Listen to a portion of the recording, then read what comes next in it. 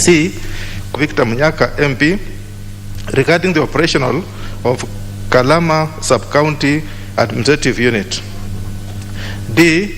Question number 249 of 2021 by the Honorable Peris Tobiko MP regarding the rampant theft of livestock in Kajiado East. E. Question number 227 of 2021 by the Honorable Halima Mushege MP regarding the unexplained disappearance of Dennis Kinoti. And F. Question number 244 of 2021 by Honorable William Kamket MP on the removal of police roadblocks along Marigat Shemolingot Road in Tiati constituency. And G. Question number 203 of 2021 by Honorable Omboko Milemba MP regarding the recent incidents of insecurity in Emhaya. Honorable Speaker, the House Business Committee will convene on Tuesday, 10th August 2021 to schedule the business for that week. I now wish to lay this statement on the table of the House. Thank you, Honorable Speaker. Very well. Next order.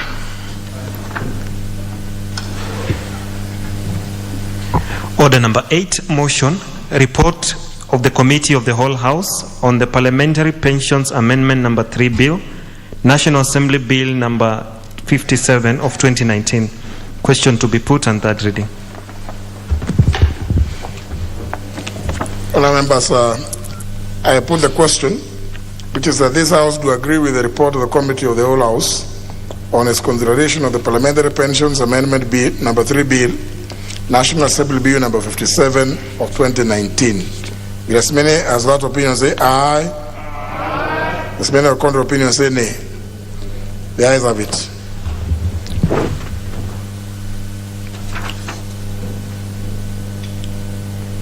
Yeah. Who's of chair? Yeah.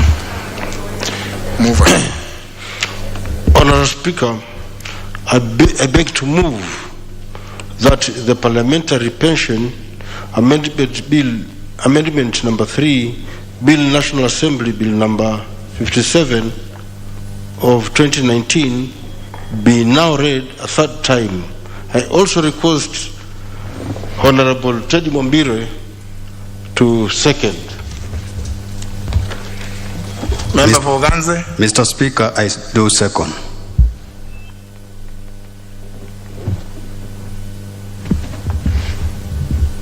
Honourable members, I propose the question, which is that the Parliamentary Pensions Amendment number 3 Bill, National Assembly Bill number 57 of 2019, be now read a third time.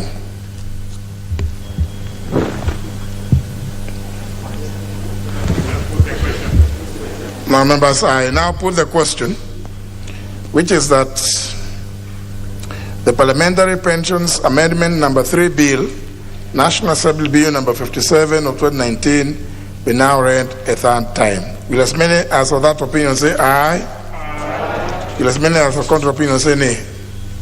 The ayes have it. A bill for an act of Parliament to amend the Parliamentary Pensions Act and for connected purposes. Next order. Order number 9, the Waqf Bill, National Assembly Bill number 73 of 2019, second reading. Question to be put. Honourable members, debate on this bill was concluded yesterday, and what remained was for the question to be put, which I hereby do. The Waqf Bill, National Assembly Bill number 73 of 2019, be now read a second time. Will as many as of that opinion say aye? Aye. As many as contrary opinion say nay? Aye. The ayes have it. A bill for an act of Parliament to provide for the establishment of the Waqf Commission, to provide for the administration of Waqf property and for connected purposes. Next order. Order number 10, the National Hospital Insurance Fund Amendment Bill, National Assembly Bill number 21 of 2021, second reading, resumption of debate. Who was on the floor?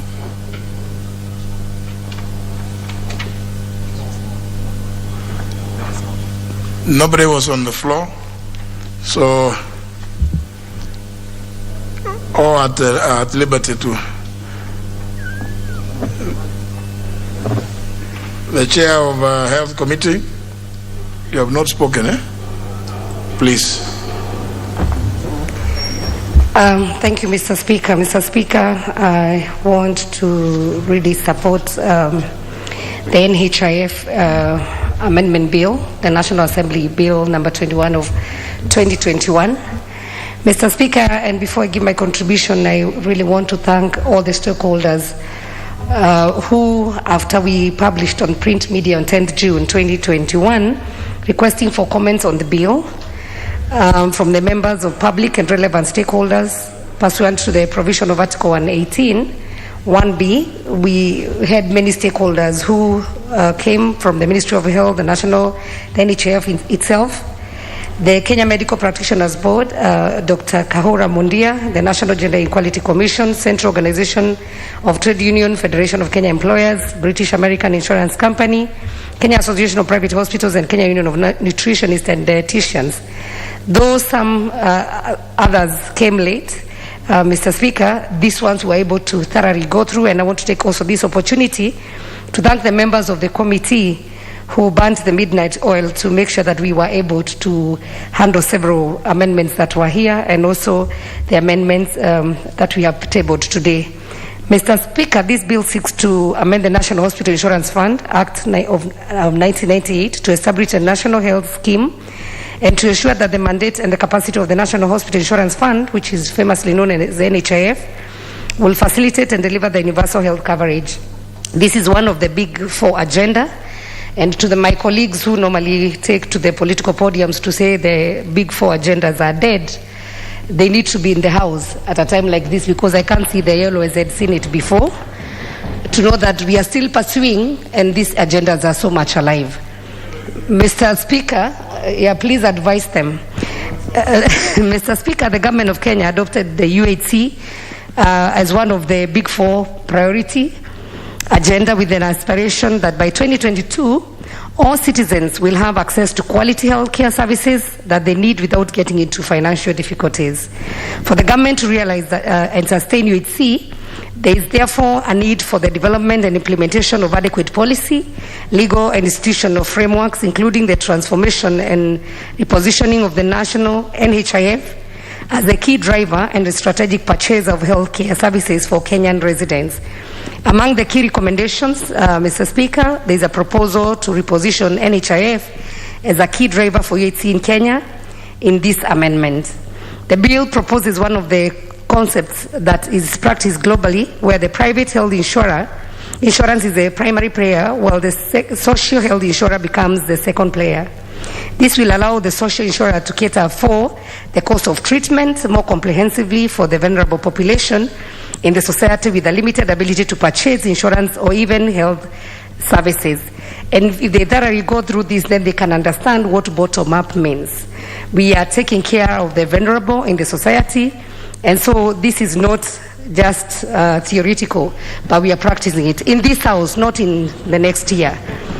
Mr. Speaker, some of the critical amendments that we have done in this bill is to propose that employers match the employees' contribution.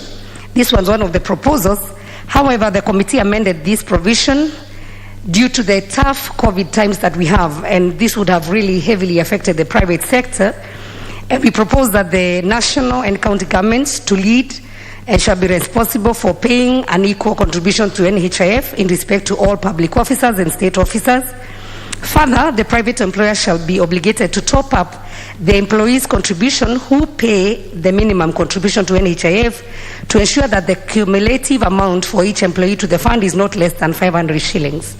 Just to explain to the House is that part of the lower cadre of the employees, because the NHIF, they do calculations per the percentage, we have the lowest paying at 150 shillings, and all the way to the maximum, or the people who earn more than 100,000 to the millions, they pay 1,700 as a contribution. So to make sure that we lift the ones who are down there, which are around 13%, and maybe in the private sector might be around 5%, we have recommended that we actually urge the employer to top up if somebody is paying 150, so that every Kenyan who is now accessing NHIF will be paying 500 shillings. And for the government and both government, county and national government, to actually match the contribution, so that if Parliament, we are limiting our money, we are also able to support the most vulnerable in the society who are not able to pay for NHIF services. And once they get the card, they'll be able to access to the services. Currently, I would want to inform the House that we have already given a budget of 1 million households to be taken care of, and they'll get the card, and they can get, those families will get access to healthcare without pay. We are also concerned about the quality and, of course, the access, and to make sure that even if they get treatment, they'll also get the drugs. So this is a journey that we have started, and we are committed to make sure that it is sustained. The committee also proposed reduction of the penalty for non-remitters of special contribution by self-employed persons from 5 times to 10% of the amount of contribution due. This is necessary so as to ensure a realistic payment of penalties, so that we don't, sometimes the ones who are not able to pay, it's not that they were not willing. They may not have had the money. And this has happened even to even some of our contribution, even in this Parliament, when our staff will delay the payment. Hence, the penalties that was given 5 times was really not favorable, especially to the most vulnerable in the community. As to the non-remittance by the contributor may be occasioned by lack of funds, occasioned by lack of income. The amendment further seeks to eliminate the double penalty for non-remittance. Committee also proposed an amendment to allow for a provision of voluntary contribution to be made by the youth, so as to ensure that any youth who may not have a stable source of income but wishes to make a contribution to the fund is allowed to do so. And this one I would want to really explain about it, because the NHIF, if somebody is under their parents by now the age of 21, you're not covered by your parents. And remember, the 500 shillings that is voluntary, it covers both if the both parents are there and the siblings who are below the age of 21. But our young people, even the ones who are in the university, if they would wish to make a contribution to NHIF, they are still forced to pay the 500 shillings. There is no consideration of a youth. And as we know, the definition of a youth, anyone who is between the age of 18 and 35. So we have tasked NHIF to come up with an amount, and hopefully maybe around 200 shillings, where one can pay per month and they'll be able to access to the services. The bill proposes that households with the ability to pay must contribute to the kitty. However, for those unable to pay, the national and county governments will step in and pay. Approximately 20% of the 5.1 million poor and vulnerable households have been identified across all the 47 counties. Finally, to reduce the turnaround time in service delivery and deter fraudulent activities, the bill proposes complete digitalization of the NHIF process. So as I wind up, I would want to say I support, and as I thank my colleagues, I want to urge this House, as we debate, we support these amendments so that the issue of UET can become a reality. And we have done several NHIF reforms where there was a lot of frauds. Now things are now in order, and we are hopeful that all Kenyans will now finally enjoy UET services. I thank you, Mr. Speaker. The Honorable Sheikh Mohammed, member for Wajir South. Thank you very much, Mr. Speaker. Mr. Speaker, I stand to support the amendment that we have considered in the Health Committee on the matter of looking at Bill number 21 of 2021. And I do support for various reasons, and some of these reasons are quite compelling. I call them compelling because I see that public health insurance is the cornerstone of society, the cornerstone of the health of communities across the world. It is not a new thing for us. It has been here for many years, particularly NHIF that's been here. Although it used to be called National Hospital Insurance Fund, it is currently called National Health Insurance Fund. And if you can look at that particular point, the term health is a very important point that can raise the situation that it is no longer about hospital. It is about healthcare. It is about looking at the health of our community, wholesomely, whether it be physiotherapy, be it be radiotherapy, be it be direct medical intervention. and medical admissions in hospitals as well. Therefore, that is the reason as to why it is currently called, or even psychotherapy and psychology and many other things that are outside the hospital vicinity sometimes, that could be utilized in other various institutions that specialize in those particular areas. And therefore, that is the main reason as to why it carries the term health. And therefore, that gives a prerogative to which that it can stand across various disciplines within the health service or the health of the individual. Now, this bill has gone through public participation, and that public participation was not necessarily individuals that were coming to contribute to the reasoning as to why this amendment is necessary, but it is also about the shoe wearer.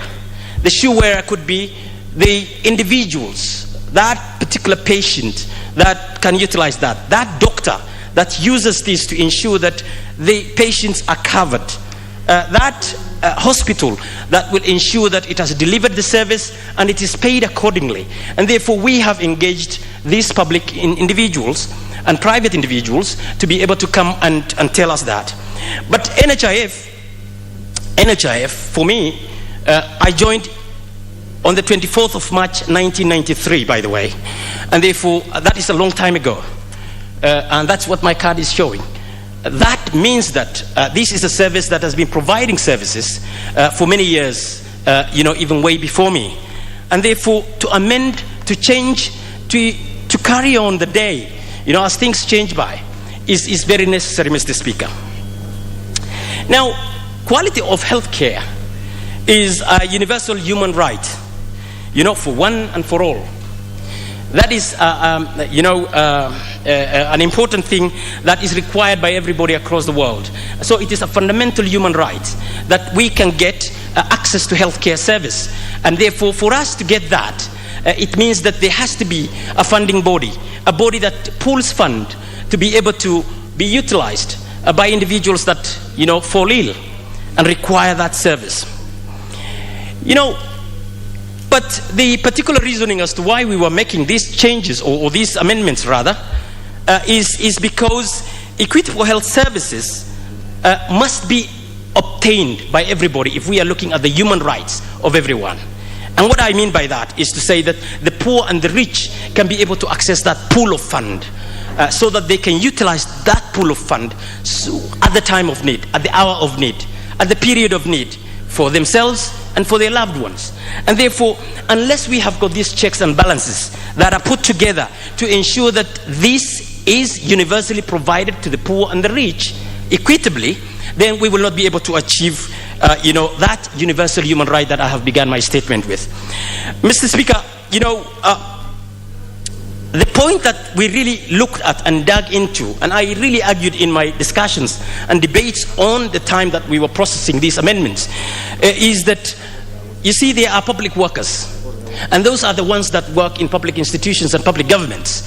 Government institutions, that is. And those private workers that work in private industry, in the hotel industry, in various other industries, that is. These are the two types of workers. Now, if the government is giving a particular amount of money, whether be it be the county government, be it be the national government, if it is adding up a particular amount, then why not the private workers being given also, a substantial amount? And we have pegged that to about 500 shillings at least, at the minimum, where we can be able to be saying that every worker must be getting at that minimum to be able to be given the opportunity to be able to get that. Now, it will be unfair. It will be unfair for a public worker, and I want to use a single example. It will be unfair for a teacher to be getting the best services, and for an industry worker or a hotel worker to be getting, a lesser amount of service. What that means is that if someone is given a service of 150,000, equivalent to 150,000 shillings, then, and that is a public worker or someone working for the government, then the one who is working in private should be able to get that, not any less than that. And that is where that uniformity, that universal, human right comes in now here. So we said that it must be reaching within that bar. Now, we are also trying to see that this bill repositions NHIF as the driver of UHC. UHC is one of the cornerstones of this government's decision to make sure that healthcare is an important element that the Uhuru government wants to find that it has left as a legacy. And that is why we want to say, if we strengthen and support the process that NHIF takes to be able to contribute to the healthcare of our society, then it means that we must be able to support this through UHC. And that is why it is important. Although to my mind, UHC is universal health coverage. For me, I would like to call it UHC, universal health care. And when I say universal health care, and this, I debated so much about it, the word coverage is not very important to me, simply because it has been used. That is why I have to live with it. But I would rather say universal health coverage, universal health care, where actually I include the bedside nurse, I include the public health technician, I include the doctors, and these are the people to be done, rather than a plastic card to be called a coverage. That debate will be on another day, but I really wanted to mention that on it. The unemployed and the vulnerable will have been taken care of in this place, where actually individuals were given an independent prerogative to be able to, contribute to this scheme.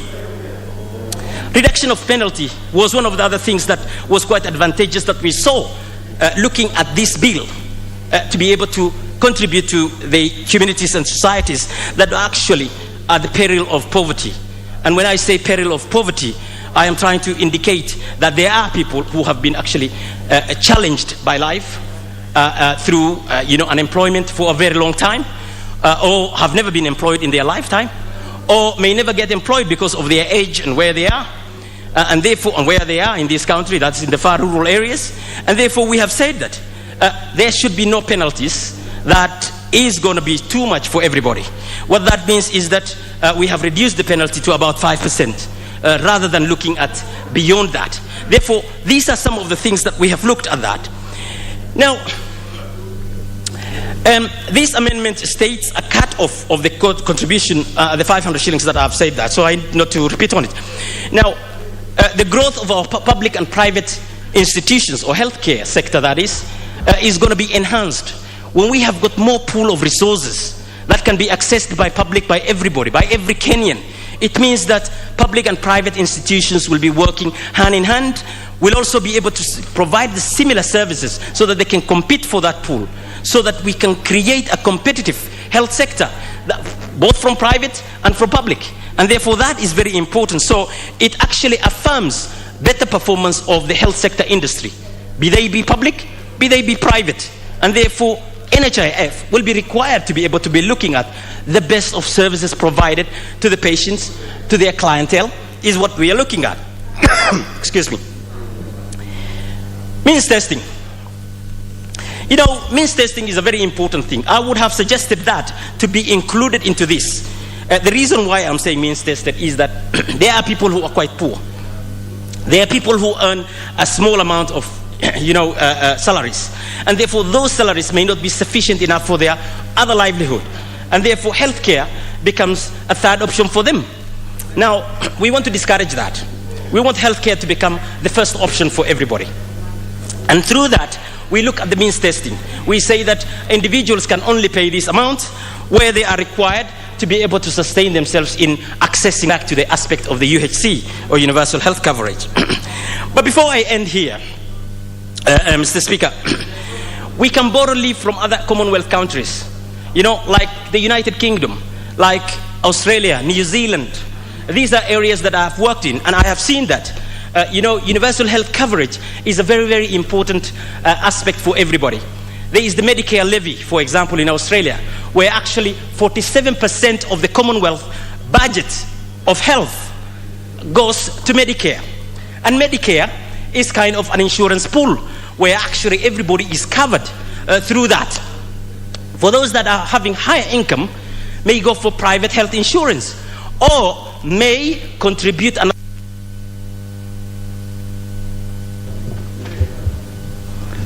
The Honorable Soshan. Thank you, Honorable Speaker. I rise to support the NHIF Health Amendment Bill 2021. And from the report of the Health Committee, this indeed is part of the alignment of the health sector to the implementation of the Big Four agenda. One of the key Big Four agenda is the healthcare system. Mr. Speaker, since inception of NHIF in this country in 1966, it has basically served the interest of Kenyans who are actively employed in various sectors and are able to statutorily contribute to the scheme. And the fact of the matter is that millions of Kenyan population are unable to meet their healthcare needs. And of course, the active debate to ensure that all citizens are brought on board is noble. Mr. Speaker, sir, as Kenya aspires to be a middle-income country, it cannot be without ensuring that its population is healthy, and not just healthy. The healthcare system is strong and delivering. That is one of the key indicators of any economy that aspires to improve the livelihoods of citizens. The healthcare of households really would be very critical. And Mr. Speaker, through this amendment, a number of issues have indeed been addressed. One being the management of the fund.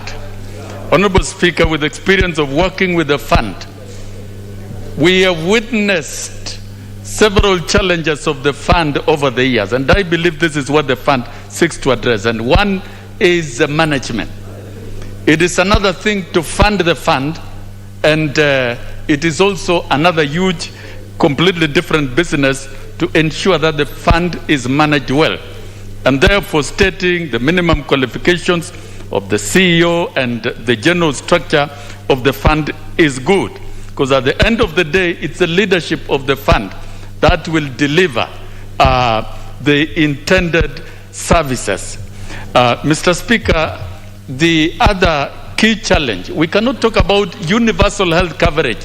It is easier said to talk about the Big Four, while the key aspect of driving the fund is not addressed, and that is basically funding. The key thing is funding. Currently, NHIF, and we cannot, all the Big Four is about funding. We get the fund and manage it well, then we definitely will deliver. And I would like to concentrate on the funding.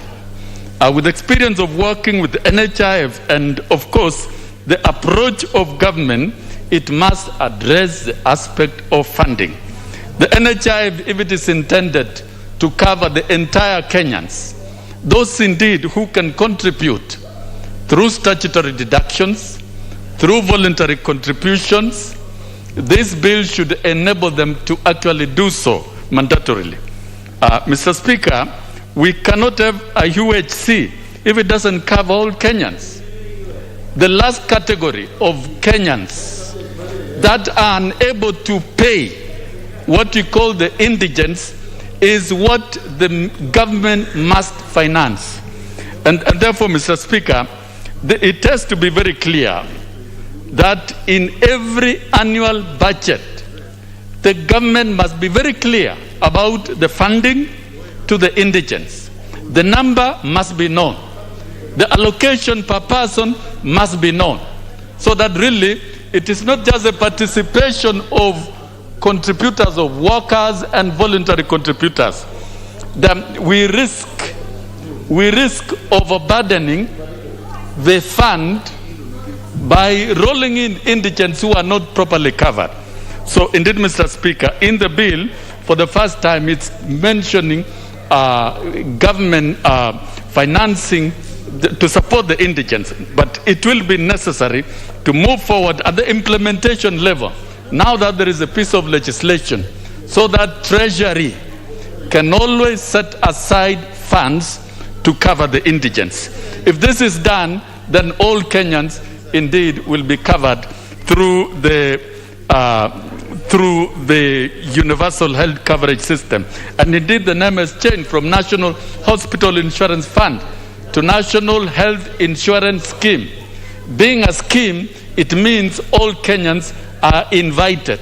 And I caution that the role of government must be made clear, and particularly the role of government in funding, and funding particularly the indigents who have been mapped out. Honorable Speaker, we've destroyed institutions in this country through mismanagement. And the history of NHIF is clear. It has been one of the greatest victims of corruption in terms of mismanagement, and is also a greatest source of wastage of funds. And hopefully, through prudent management, a responsible CEO, and a responsible board of management, the operation cost of the fund should be rationalized. Most of the resources collected or the funding channel to NHIF goes into operation and employment. And there is need to restructure and review the operations of NHIF in terms of human resource so that you reduce the cost of expenditure in payment of salaries and other operations, so that most of the money can directly go to the funding of the citizens. And finally, Mr. Speaker, health services are procured from good and well-equipped and well-supported healthcare facilities. This is one area that the government cannot avoid in ensuring that even in partnering with the private entrepreneurs, our public healthcare systems should be one of the best. We cannot talk of an insurance scheme without ensuring that we've got state-of-the-art healthcare facilities. And of course, examples have been given in many countries. There are many models that different civilizations and democracies do follow. And when I recall the Malaysian system of health care, the point of success is quality health care facilities, to the extent that in a country like Malaysia, you hardly can find a private health care facilities, because all the existing healthcare facilities are public, well managed, and well funded, to the extent that almost all the citizens, regardless of status and class in the society, can be attended. And I think other than developing a universal health care scheme, we must also upgrade and ensure that our health care facilities, particularly public, are of good quality, with adequate drugs, adequate personnel, and good management. Honorable Speaker, I support this amendment. It's progressive, and it's going to take this country truly to the achievement of universal healthcare system if it is properly managed and properly supervised. Thank you, Honorable Speaker. The Honorable Session, I agree with you that it is serious, it is imperative that the public facilities in health must be the number one in providing this universal health care. I think it is a misnomer, really, where the private is perceived to be better than the public. The public, in providing health care, must be the number one goal of any serious government. I agree with you. The Honorable Tutuek Cameron, member for Mogotia. Tutuek, member for Mogotia? He's not in at the moment. We shall then have the Honorable Milemba Omboko, member for Emuhaya. Thank you, Honorable Speaker, for this chance to make just a few comments on this bill that concerns NHIF and health cover, Honorable Speaker. Honorable Speaker, health is so fundamental, especially we having gone through the COVID period, where we realized that the strength of the national health system is extremely very important, because nobody was able to move from our country or even just any other country to another to get health care.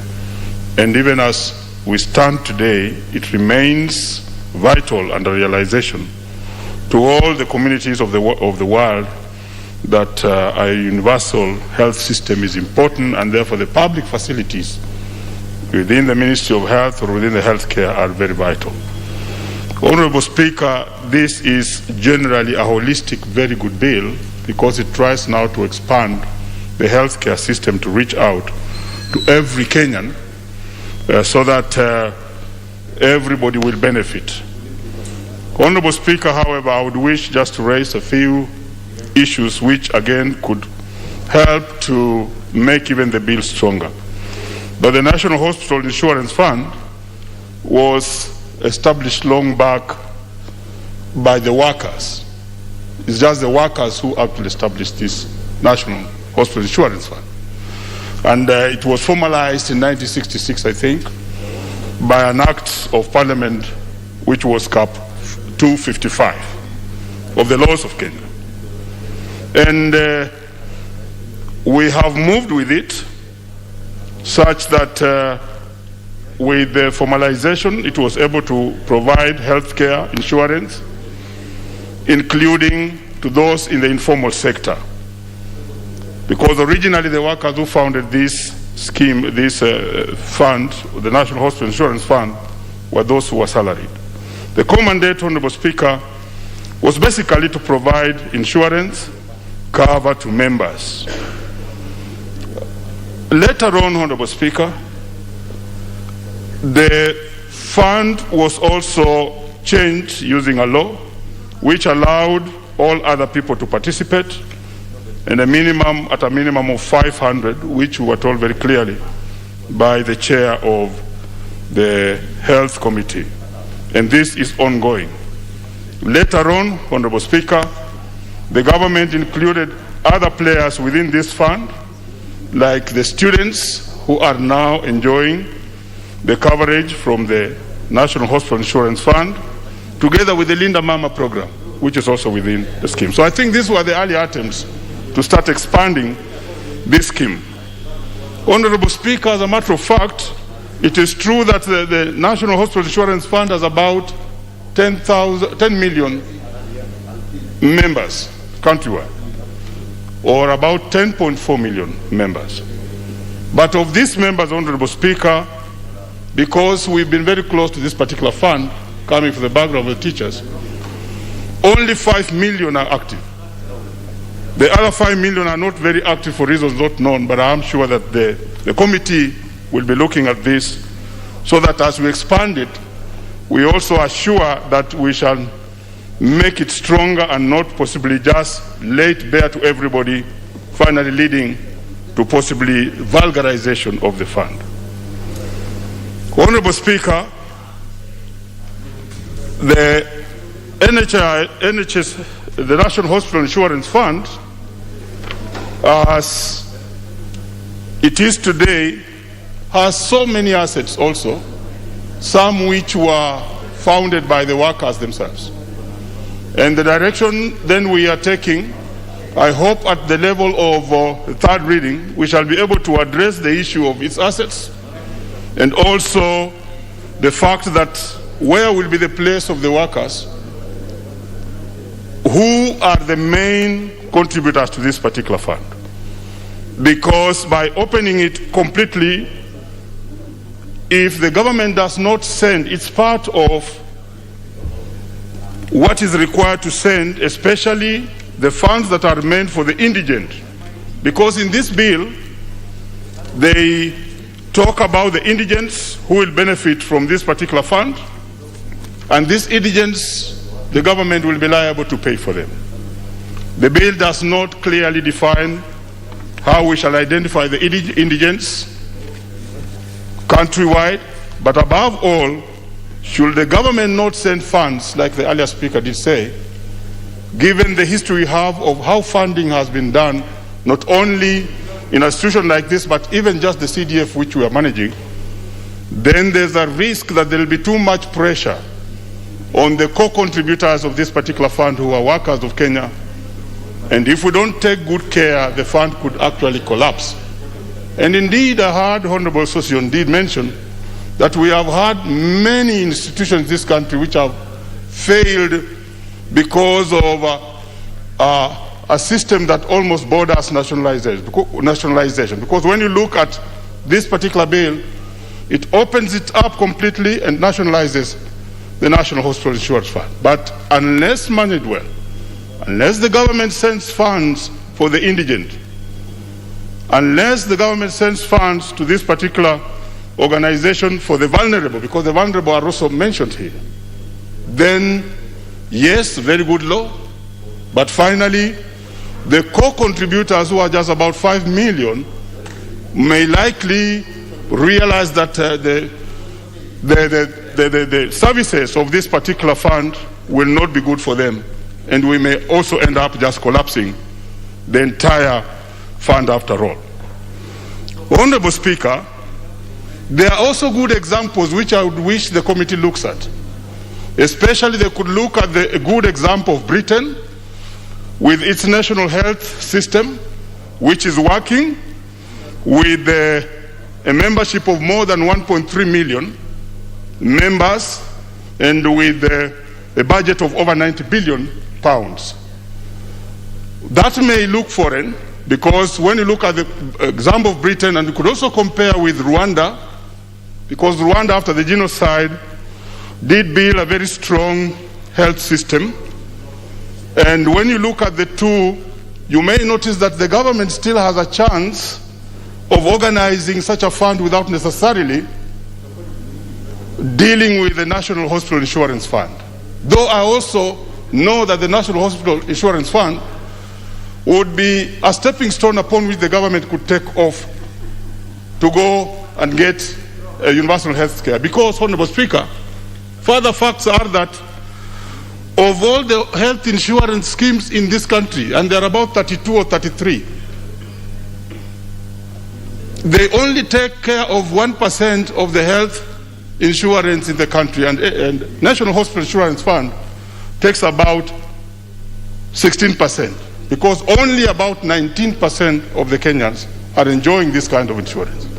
So I would want that possibly when we shall be looking at the third reading, we look at all these facts and see how we can make sure that, yes, the expanded National Hospital Insurance Fund will be stronger, will be more stable, and will provide the requirements that we really want it to get without interfering and finally possibly vulgarizing and ending the existence of the National Hospital Insurance Fund after all. If you go back into history, many of such organizations have gone down, and currently as workers we boast of only two remaining, the National Hospital Insurance Fund and the NSSF. And that's now where we are, so I want to put a word of caution to that extent. Honorable Speaker, I think with those very, very few remarks, I would wish to support the bill, but look forward that in the third reading we shall be able to put in some amendments which can protect the interest of the co-funders who are the workers, and possibly even cadre the insurance scheme so that it will operate at different cadres for different contributors graduated in order of their contributions. Thank you, Honorable Speaker. The Honorable Wanga, what is burning? The member for Homa Bay. Thank you, Honorable Speaker. Honorable Speaker, I rise to support this amendment bill. Honorable Speaker, the NHIF amendment bill. Honorable Speaker, COVID-19 pandemic has really exposed the failures and challenges of our health system, because all of us, no matter whether you would otherwise get the best health care in this country and abroad, First of all, it confined everybody to the country, so there is no moving out of the country to go and seek health care anywhere else. Secondly, if COVID catches up with you in the heart of Homa Bay County somewhere, there would be no time to take you elsewhere. So it has really exposed the need for us to strengthen our healthcare system and the failures of the current system and ways through which we can actually strengthen it. Honorable Speaker, despite the fact that the 2010 Constitution gives every Kenyan a right to the highest attainable standard of healthcare, it is still a far cry. It's a far dream. And that is the reason why, if we are amending the NHIF Act to ensure that every Kenyan above the age of 18 is a member of the NHIF compulsorily, then it should be supported. Compulsory health insurance is an idea whose time has come. And like French poet Victor Hugo said, there's nothing more powerful than idea whose time has come. But Honorable Speaker, as I support this bill, and from the Finance Committee perspective, we deal with matters of insurance and how secure Kenyans' monies are within the insurance sector. So, Honorable Speaker, as you look at NHIF becoming a compulsory fund and everybody putting in their money, we must also think about NHIF possibly becoming a victim of its growth and success. Because when we make it compulsory, the amount of money that is going to go into NHIF as far as contributions is concerned is going to be humongous. The growth, and I'm sure the Health Committee, when they were doing review of this bill, probably looked into just how much NHIF is going to grow as soon as this bill is passed. So what mechanisms are we putting in place to ensure that Kenyans' funds are secure within the NHIF structure? And Honorable Speaker, there is an age-old principle in insurance, the principle of risk spreading. So this bill must take into consideration the principle of risk spreading. We must look at ways through which NHIF can spread the risk and deal with the possibility of what is going to come upon it. Because, Honorable Speaker, you're going to be having possibly very high claims. You're possibly going to be having very increased instances of fraudulent claims and high chances of depleting the funds savings as a result of these increased claims. So, Honorable Speaker, one of the things that I'm going to be proposing possibly as we go to the third reading is how we can spread risk. Are we going to consider, for example, reinsurance as a way of spreading the risk? So that as we put our money into NHIF, it's not that if NHIF comes down, we have nowhere to fall back. Because reinsurance is insurance of insurance. So that as we move forward, we are not closing our eyes to the fact that there is a possibility that the portfolios within NHIF are subject to, abuse and so on. So, Honorable Speaker, the issue of reinsurance should be considered. The issue of partnerships should be considered. The issue of investment in ICT. Because when you are now going to manage the kind of portfolio that NHIF is going to manage, we must invest in top of the range ICT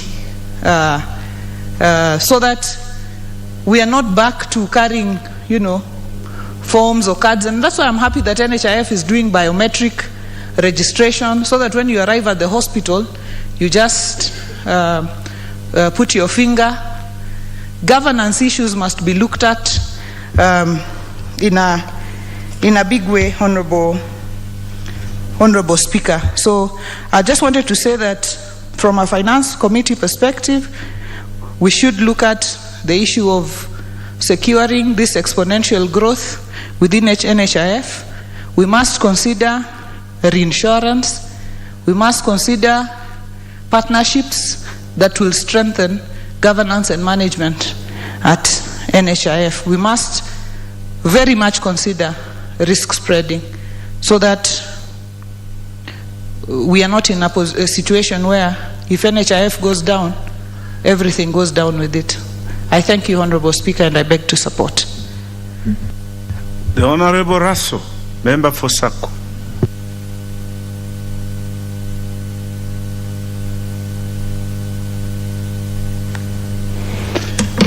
Thank you very much, Honorable Speaker. Honorable Speaker, I rise to support this bill, and I want to thank our Committee of Health for coming up with what I consider to be formidable. Living in Kenya, NHIF is actually like the last frontier. We as members of Parliament, when we go to our constituencies, we are normally faced by two tasks. One is a parent coming to talk to you about education, and the second one is health. And the health one is such a mind-boggling thing, where somebody comes to you that they have somebody in the hospital and they have run a bill of 4 or 5 million. Or even a very poor family that has run a bill of 300,000. So on many occasions, what I have come to realize, NHIF has come to the aid of many of us and of those many families that take their loved one to the hospital. Honorable Speaker, the reason why we are celebrating NHIF is because our health system has actually crashed. It is like it is there and it is not there. It is there for those who have money, those who have resources, those who can put a logbook or even a title deed to secure their treatment. But for the many who do not have jobs or who are in the lowest paid job, who are hustling, this particular scheme comes in handy all the time. Mr. Speaker, more than at any time in the history of our country, health is going to become a premium area of concern to the citizenry of this country. Going forward, the needs for health, the requirement for health services actually is not going to go down. It is going to go up and escalate all the time. And sometimes I like the contribution of former PS, like our MP there. Because during their time, the health system was not devolved. They were able to control the levers from the center. They managed to an extent. But I think with devolution, we are actually seeing all the holes. The doctors tend to go in one direction. They tend to go to the private hospitals. The many outlying regions that do not have local staff, actually they end up taking their patients to the central areas. Today in Marsabit, a lot of work has been done through the devolved unit. But still, most of our patients end up in Meru, Nyeri, Embu or Nairobi for specialized treatment or to meet the specialist, because many of the special fields in medicine are not available locally. Mr. Speaker, I want to borrow the words of the last honorable member, Wanga, who spoke before me, that if we really want a healthy nation that must try to create wealth, the NHIF scheme should be compulsory to every young person above the age of 18. Just like above the age of 18, you are entitled to an ID card. Then, when things happen and you flash out that NHIF card, once an accident happens or somebody gets sick, then the nearest hospital becomes the rescue center for every individual in this country. Honorable Speaker, I like this bill, but this bill, the way it has been built, is to make the NHIF efficient, sustainable, available, accessible, and all that. But what we are not saying is how do we invest in our health system? Because NHIF, at the end of the day, becomes a governmental organization or a parastatal that sits aside. What the bill or the crafters of the bill should attempt to do is, in the long run, can NHIF become the umbrella for organizing the Kenyan health system, so that the government must invest in it. Money from the national treasury should be put in the health system, so that we don't see NHIF as just another parastatal that people are going to loot, but it becomes like the British system, the Australian system, or a bit of the American system. The danger which we are running into, because as honorable members of parliament, we are lucky to be insured, but majority of our population cannot afford to join any insurance scheme. So for that reason, to remove burden of the citizenry from leadership, from those who have, so that everybody can carry their burden, is for us to invest into a system that eventually will take care of the whole.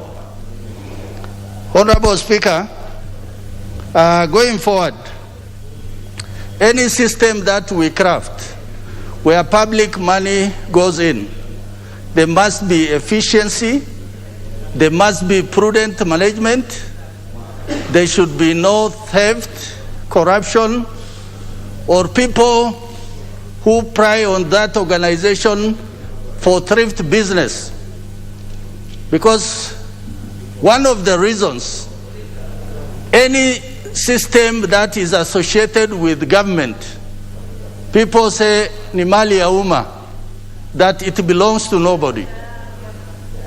But for us, I think if we come up with this bill and this House agrees with it, is to make sure that the NHIF should not become a system that is always bailed out, like what happens with organizations like Kenya Airways. We call it the pride of Africa.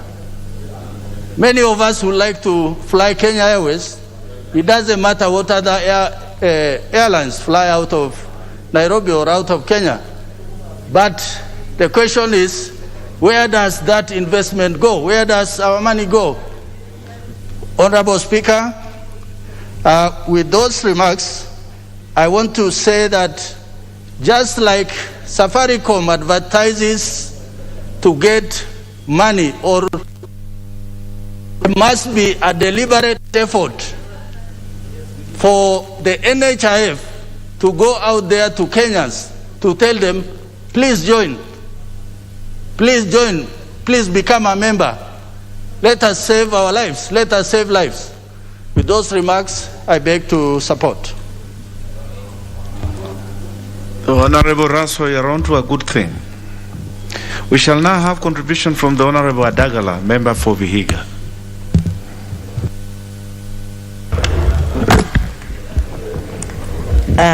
Thank you, Mr. Speaker, sir, for giving me also this chance to also air my views concerning this bill, the NHIF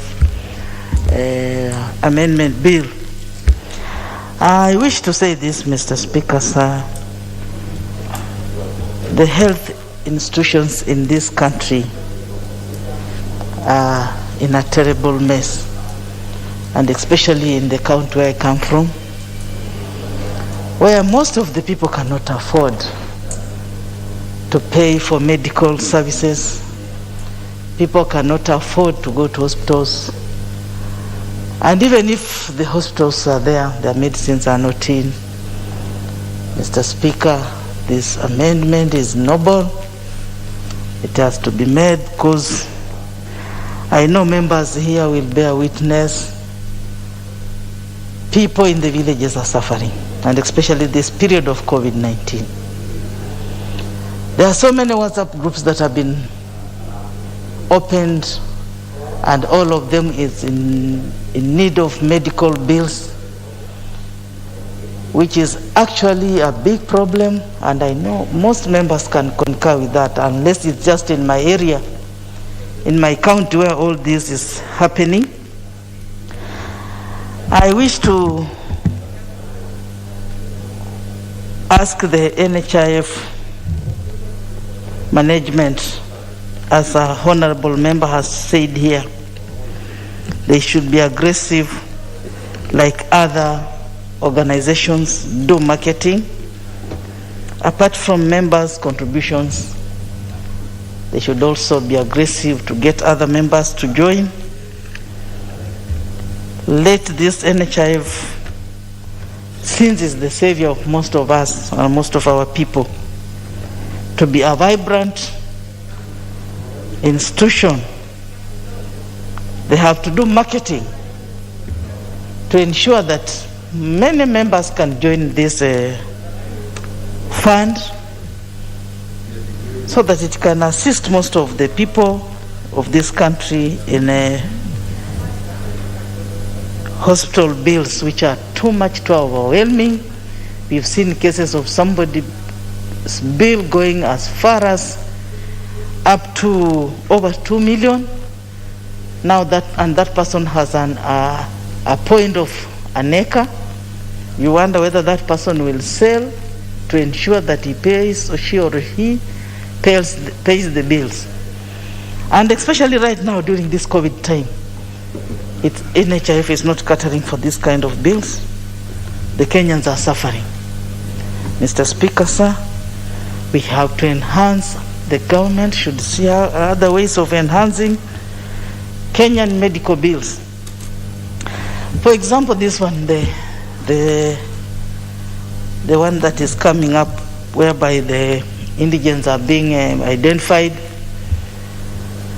on how they can be covered on the universal health coverage.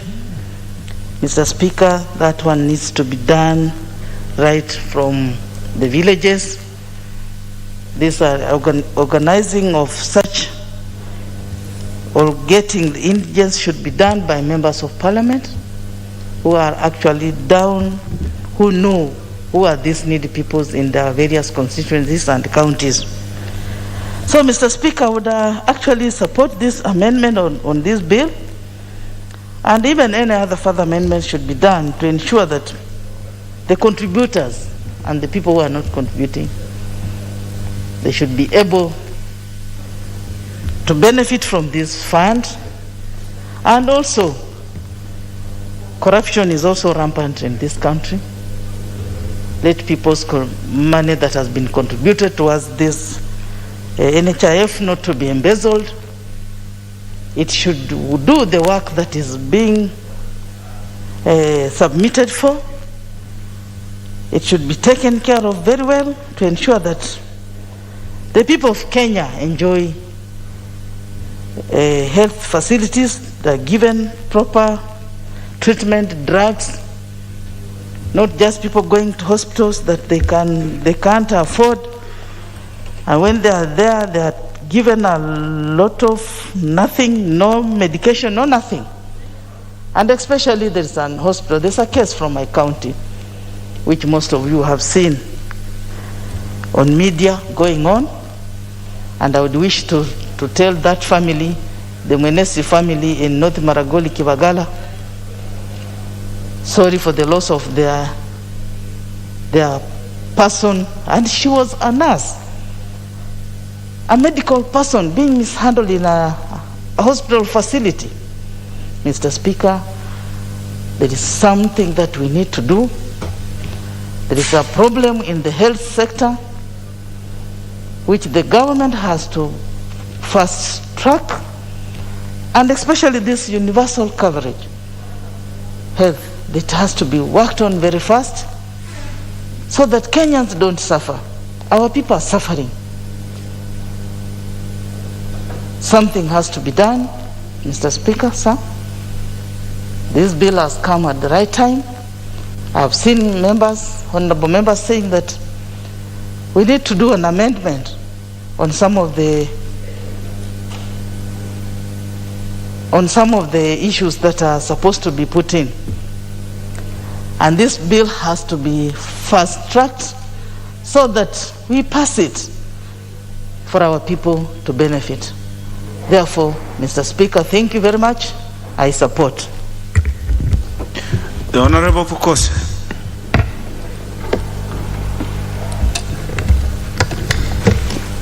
Thank you, Honorable Speaker, for allowing me to contribute to this very important amendment, the National Health Insurance Fund Amendment Bill. Honorable Speaker, on the onset, I want to support this bill. But, Honorable Speaker, you know, when Jubilee in its second term came up with the 4 agendas to which to implement, universal health care was one of those that was anchored. In 2019, a pilot project was started in Nyeri, Machakos, Isiolo, and Kisumu, targeting a population of 3.2 million Kenyans, in which the government intended to be able to roll out this program. But we know what happened after that. And it's unfortunately, Honorable Speaker, that out of that pilot project, you know, the chair was speaking that the Big 4 agenda is now continuing. But out of that pilot project, we expected that the program would be rolled all over the country. But unfortunately, on November 2020, the pilot project came to an end. That was under Cabinet Secretary Cecily Kariuki. And after that, this program was never rolled anywhere. And we cannot be able to ask ourselves, what did we achieve from that pilot project? Because I saw the other time when the governor for Nyeri, Mutahi Kahiga, was complaining and saying they are more worse than when the pilot project started, because with them they expected to register up to 750,000 people in Nyeri into the NHIF. But the numbers dwindled and people continued now, all hoping that there was free service that was going to be provided by the government. But unfortunately, that program came to an end. And nobody went back to even look at what achievements did we achieve from the pilot project that we were able to roll out within those 4 counties. Honorable Speaker, in this amendment, the committee is even proposing that on the penalty, that the penalty be reduced from 5 times to 10%. To me, I would have expected the committee that there should be no penalty, especially during these hard times of COVID-19. Why should there be a penalty? Because if you have people who are paying through their hard-earned money and somebody loses a job, once this person loses a job, is not able to make contributions to NHIF, this person goes and is looking for money, and later on, after maybe 2 months or so, rejoins NHIF because he feels the need for having NHIF, why should we punish that person? Why should we punish? So there should be no punishment for rejoining NHIF, and therefore that fine, I think, should be deleted altogether. When we say that the mama mbogas, the border borders, this team of what we call in our movement the Hustler Nation, that they should be able to pay 500 per month. I saw Dr. Peter Kamunyo, the CEO NHIF, the other day complaining and saying, we have a huge number of those people who are now defaulting, and they mainly pay during when people want to get treatment. Once they have gotten treatment, which are worth millions of money or thousands of money, then this person decides to not to continue contributing. After the person has been treated, is paid NHIF, goes away home, and does not understand why I should be paying 500. Why can't we review as Parliament and say, let this team of the Mama Mbogas, the border borders, this hustler team, why can't they pay 300 shillings per month? Why can't we reduce it from 500 to 300 so that we have a huge bracket? And I'm sure that if we reduce that amount to 300, we will get a bigger number of people entering into that NHIF, and defaulting will be reduced. So I think I would really urge the committee that for us to be able to catch a bigger number of people into the NHIF so that we have contributors who are consistent and non-defaulters, why can't we reduce the amount to 300 shillings so that will make it more affordable, more accessible to more Kenyans? The other issue which I would want us to address on this amendment is that NHIF in this era of COVID, and these reforms which we are doing on NHIF, I think they should also be able to, the initial pilot project was to look at the primary health care. How does NHIF support primary health care? Because that is where the biggest problem is. Because if we have a huge number of prevention of people getting diseases, then instead of us just thinking of treatment, why can't we think of prevention cases? How do we use NHIF to maybe have methods, have NHIF supported to provide services? The Honorable Pukosa, just hold on. The Honorable Kevin Wanyonyi, what is out of order? I think it's a matter of information. I know Honorable Bokose is a member of the Health Committee. And in the proposal amendment, I think the proposal was talking about 100 shillings to 150. Now, for the youth and the vulnerable groups, I don't know whether I'm out of the information, but I think can you expound on that? The Honorable Wanyonyi, you are out of order. Proceed, the Honorable Pukosa. And the Honorable Kevin Ferdinand Wanyonyi, the member for Kwanza, is my neighbor, and I'm not a member of the Health Committee. Yes, apparently you know that most of us who are in the Tanga movement, we were de-whipped from even some committees and taken to where none exist. That is beside the point. I know Mbui, next you'll be de-whipped from being deputy minority leader. That's beside it. You already gotten your gratuity.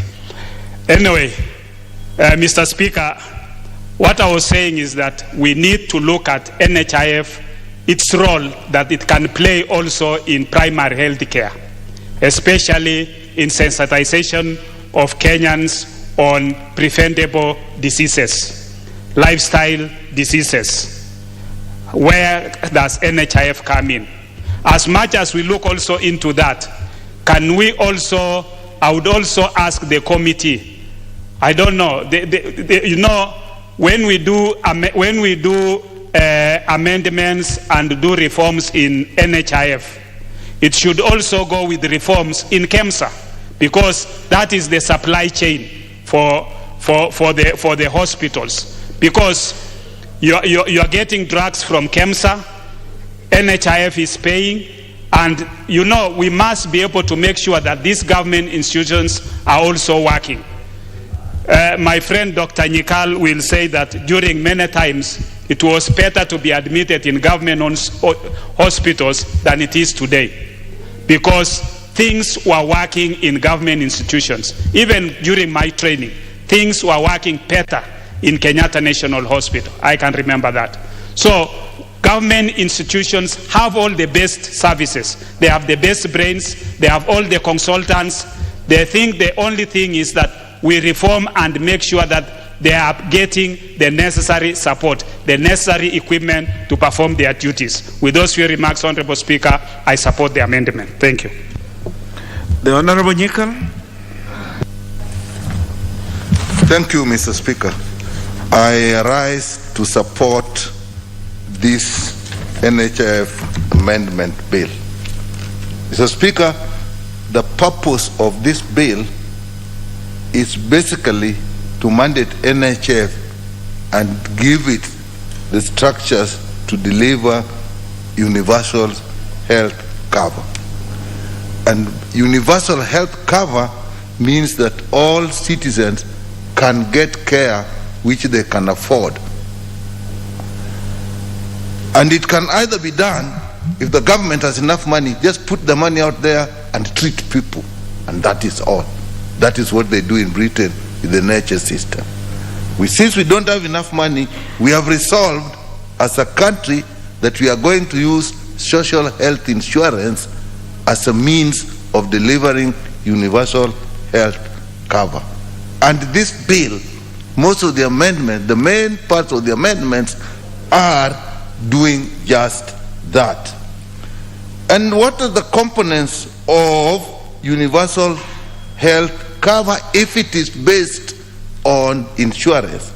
One, you have to pool the funds. Money must come from somewhere. And that's what we are looking at NHIF to do. Having got the money, then you have to design what services are people going to get, the basic benefit package that meets the health cover. Then you have to say who is going to provide this service. And then you say how is this payment going to be made? In this case, if you're using NHIF, NHIF pulls the money, we decide what people are to be given, who is to give it, and NHIF pays. So how is this bill addressing that? First one is actually pooling, getting as much money in NHIF as possible. And if you look at, there's a clause like clause 11, which now inserts another section 15A.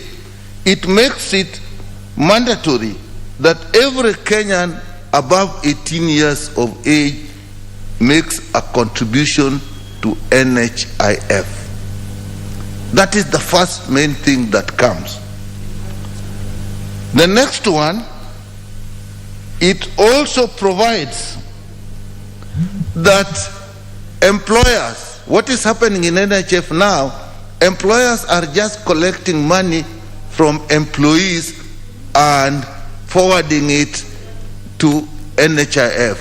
It was also proposing that employers also make a matching contribution, but that has met a lot of opposition, particularly from the employers, and that's something the committee is actually going to make some amendments so that we don't push the employers too far at this time of COVID.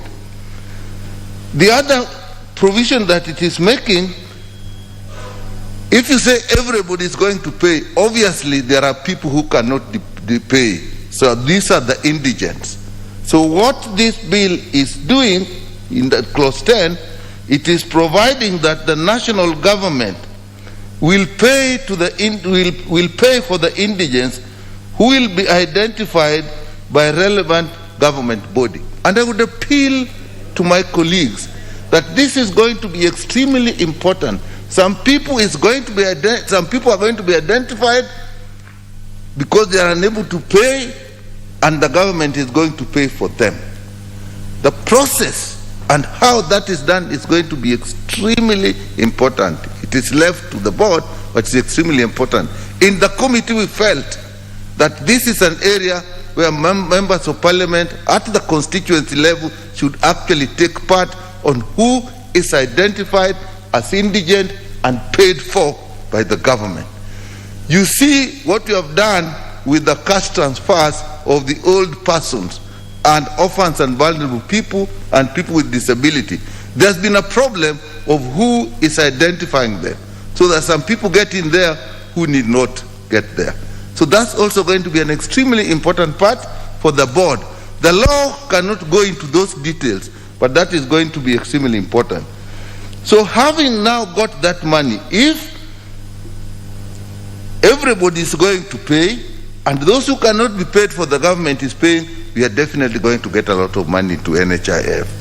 And if the employees also start to pay, and that in my view should be done gradually, eventually employers must match what the employees are paying. That can be done gradually over time. The bill also makes amendments so that there was before voluntary contribution, and that is what Honorable Kosi was referring to, people who pay voluntarily 5. And the problem is they do what is called adverse selection. People pay when they are sick. And in the concept of insurance, it is like insuring your car when it already has an accident.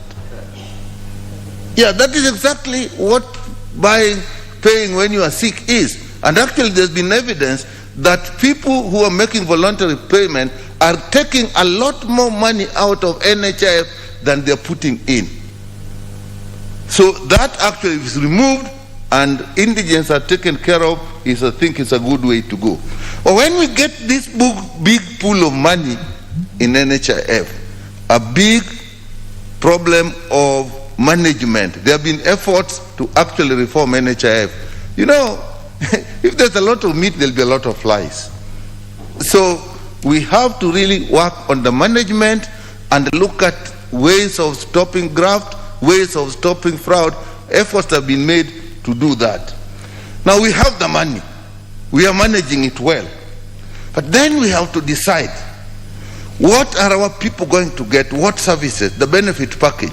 Right now in NHIF, Mr. Speaker, what is happening, we have very many benefit packages. Some are financed differently. We can do MRIs, we can do surgery in some cases, but we can do dialysis in some cases, in some conditions. There is even money we are pulling from the civil servants, we are pulling from, but all that is making the whole thing complex. We can even take people abroad. It is making the whole thing very complex to manage. And therefore, it will be important that we get a proper benefit package that is clear, that is easy to manage, and efforts are there to actually work on that.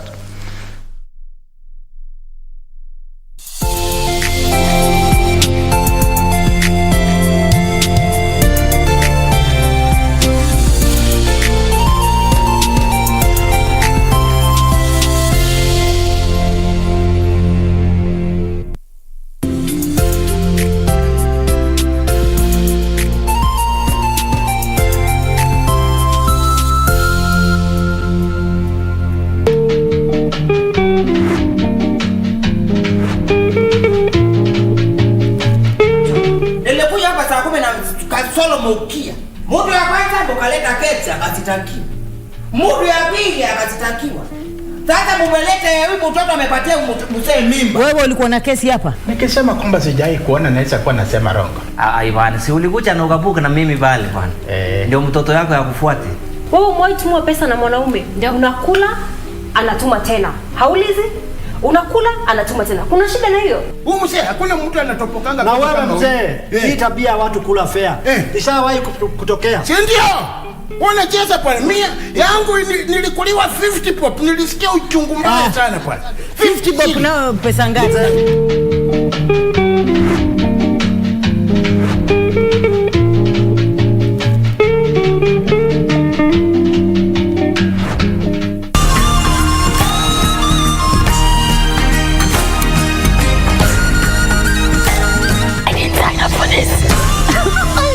This week on Zurura, discovering Kakamaga's rich history